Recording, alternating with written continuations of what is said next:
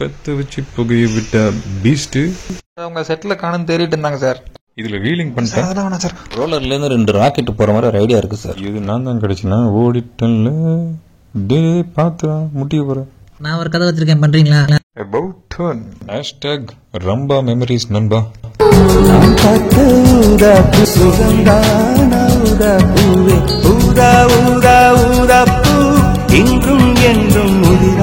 இதெல்லாம் ஜாலியோ ஜிம் கானாடேஸ். அட பூஜா